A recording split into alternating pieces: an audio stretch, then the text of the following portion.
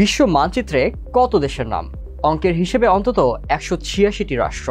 এর মধ্যে একটি দেশ অর্জন করেছে স্বকীয়তা, তৈরি করেছে আলাদা পরিচয়। নিজ ভূখণ্ডের জনসাধারণের সব ধরনের খাদ্য চাহিদা মিটিয়ে নিজেকে তুলে ধরেছে বিশ্ব দরবারে।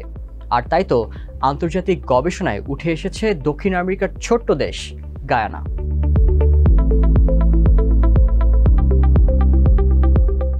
নেচার ফুড নামের একটি আন্তর্জাতিক সাময়িকীতে প্রকাশিত গবেষণায় বলা হয়, বিশ্বের অধিকাংশ দেশই কোনো না কোনো খাদ্য উপাদানের জন্য আমদানির উপর নির্ভরশীল। তবে গায়ানা তার জনগণের জন্য প্রয়োজনীয় 7টি প্রধান খাদ্য উপাদান ফল, সবজি, দুগ্ধজাত পণ্য, মাছ, মাংস, উদ্ভিজ্জ প্রোটিন এবং শর্করার উৎস সব কিছুরই উৎপাদনে স্বয়ংসম্পূর্ণ।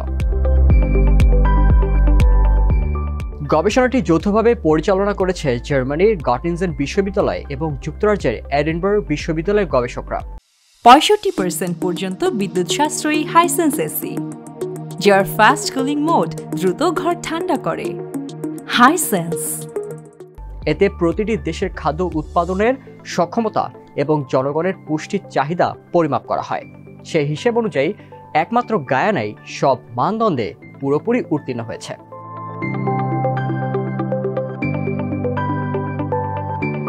দক্ষিণ আমেরিকার উত্তর পূর্ব উপকূলে অবস্থিত গায়ানার উত্তরে আটলান্টিক মহাসাগর, পশ্চিমে ভেনেজুয়েলা, দক্ষিণে ব্রাজিল এবং পূর্বে সুরিনাম। দেশটির জনসংখ্যা মাত্র 8 লাখের কিছু বেশি। বিস্তীর্ণ জমি, উর্বর মাটি, পর্যাপ্ত বৃষ্টিপাত এবং অনুকূল জলবায়ুর কারণে এখানে কৃষি উৎপাদনের হার অনেক বেশি। দেশটির কৃষি প্রধান অর্থনীতিতে ধান, আখ, ফলমূল, সবজি এবং মাছ অন্যতম প্রধান পণ্য।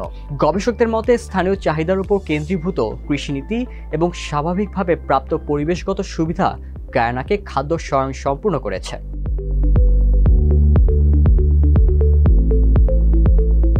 গবেষণায় উঠে এসেছে, গায়ানা ছাড়া আর কোনো দেশ 7টি খাদ্য উপাদানের স্বয়ংসম্পূর্ণ নয়। তবে চীন এবং ভিয়েতনাম 6টি উপাদানের প্রায় স্বয়ংসম্পূর্ণ।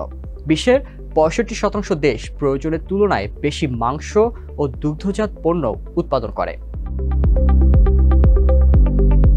তবে সবজি, উদ্ভিজ্জ প্রোটিন ও শর্করার মতো পুষ্টিকর খাদ্য উৎপাদনে বিশ্বের অনেক দেশ পিছিয়ে। মাত্র 24% দেশ পর্যাপ্ত পরিমাণে সবজি উৎপাদন করতে পারে। ডাল, ছোলা, বাদাম ও বীজ জাতীয় শস্যের মতো প্রোটিনের উৎস উৎপাদনে সক্ষম বিশ্বের অর্ধেকেরও কম দেশ। প্রতি 7টি দেশের মধ্যে মাত্র একটি দেশ 5টি বা তার বেশি খাদ্য উপাদানে স্বয়ংসম্পূর্ণ।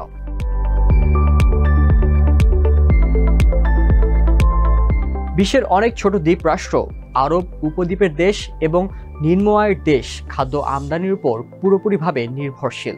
এর মধ্যে আফগানিস্তান, সংযুক্ত আরব আমিরাত, ইরাক, ম্যাকাও, কাতার এবং ইয়েমেনে রয়েছে সবচেয়ে বেশি পিছিয়ে। এই 6টি দেশ কোনো একটি খাদ্য উপাদানেও স্বয়ংসম্পূর্ণ নয়। গবেষণা দলের প্রধান ডক্টর জোনাস স্টেহল জানিয়েছে, কোনো দেশের স্বয়ংসম্পূর্ণ না হওয়া মানেই তা নেতিবাচক নয়।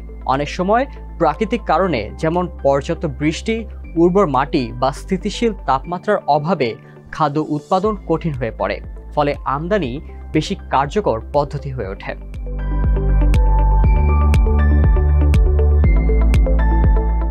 গবেষকরা সতর্ক করে বলেছেন, খাদ্য স্বয়ংসম্পূর্ণতা না থাকলে বৈশ্বিক সংকট যেমন যুদ্ধ, প্রাকৃতিক দুর্যোগ বা রপ্তানি নিষেধাজ্ঞার সময় দেশগুলোর খাদ্য নিরাপত্তা মারাত্মক হুমকির মুখে পড়ে।